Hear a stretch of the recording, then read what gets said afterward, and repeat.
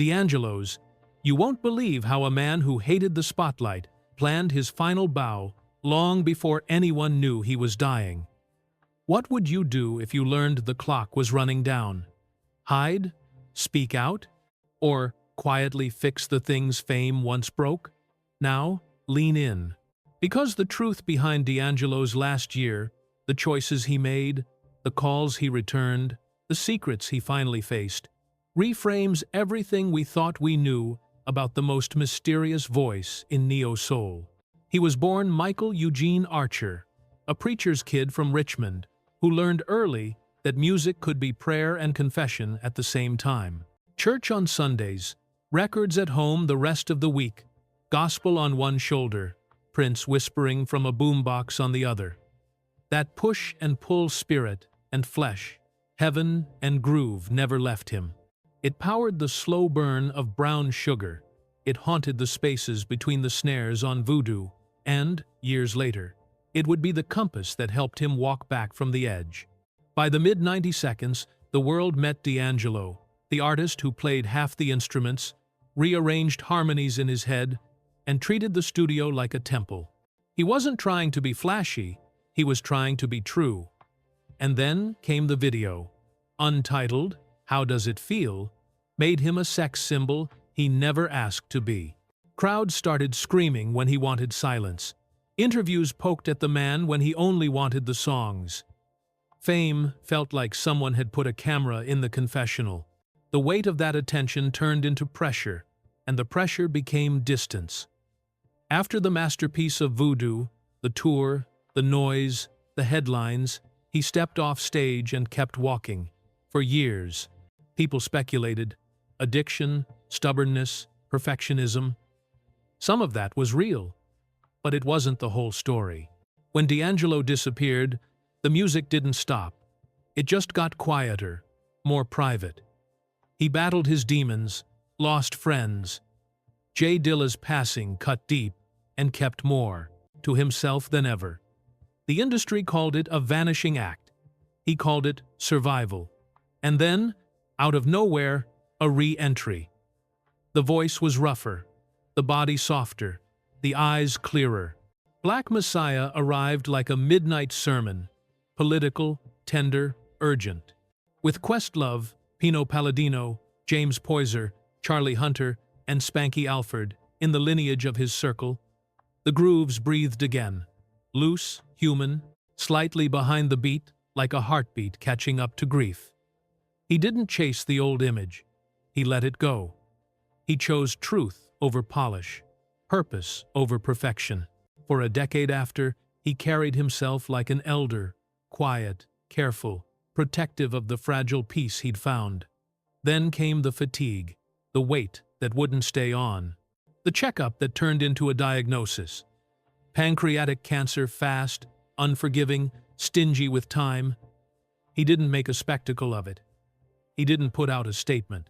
He did what he always did.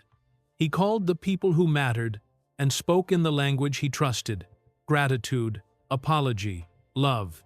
To collaborators he hadn't seen in years, he said thank you for the nights in the room, for chasing the same ghost of a perfect take. To family, he drew closer. To the noise, he turned the volume down. There was another wound in that same year, one that hit close to the bone. Angie Stone, the mother of his son, was gone. The headlines were brutal. The silence afterward, even more so. Grief has a way of collapsing timelines. Old arguments melt, small kindnesses loom large, the what-ifs pile up. Their son, Michael D'Angelo Archer II, stepped into a role no child asks for: caregiver, guardian of mood, keeper of the room's temperature. And D'Angelo, the man who'd spent so long avoiding being looked at, let himself be seen by the people who loved him most. Was he ready? In his way, yes. He put instruments where he could see them. A guitar within reach, a Rhodes humming low, a notebook with chords that never got written down. He wasn't trying to finish an album. He was trying to finish a conversation he'd been having since he was a kid. Between the sacred and the sensual.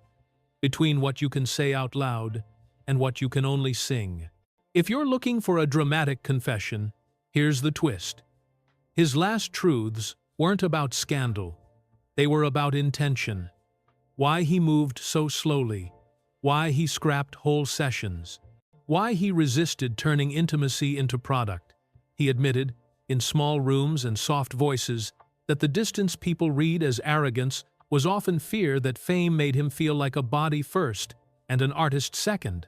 And he made peace with that by choosing, again and again, to honor the song over the story people told about him.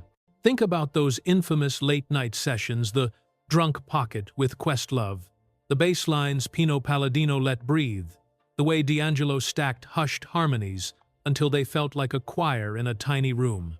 That wasn't accident, it was philosophy. Machines hit perfect time, people don't, and he wanted the flaws, the sway, the ache. He wanted you to hear fingers and breath, and the split second when a note almost breaks but doesn't. That was his definition of truth. So, when he knew his time was short, he didn't chase legacy with a victory lap. He circled back to beginnings, church cadences, family voices, and the friends who understood that a good groove can hold a lot of pain without breaking. He called Lauryn Hill to say the duet still meant something. He checked in with folks in the Roots camp, not as an announcement, but as a thank you. He kept his illness private, because that boundary had saved him before. He had learned the hard way that some things are only holy if they remain unfilmed. October 14th came like the fade-out on a perfect take.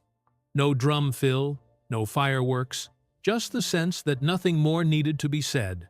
In that Manhattan room, surrounded by the tools that turned prayers into chords, he did what he'd always done. He let silence speak. And the silence told the truth, that the world didn't lose a product. It lost a person who refused to separate craft from soul. What do we do with a life like that? Maybe we stop asking him for answers he wouldn't give and start listening closer to the ones he left behind. The swing that's a hair late, the lyric that isn't quite resolved, the space between two notes that feels like forgiveness. If you ever felt seen by those songs, that wasn't marketing. That was D'Angelo choosing humanness, messy, patient, stubbornly honest over everything else. Now, before we go, a word to those who still have his records on loop tonight. Celebrate him the way he'd want. Turn the lights down, sit with the music, let the groove breathe, and don't rush the ending. If this story moved you, show some love. Drop a comment with the song that carried you through. Share this with someone who needs the reminder that slow and true still matters. And hit subscribe so we can keep honoring artists who choose soul over noise. And to Michael Eugene Archer, thank you for keeping the beat human.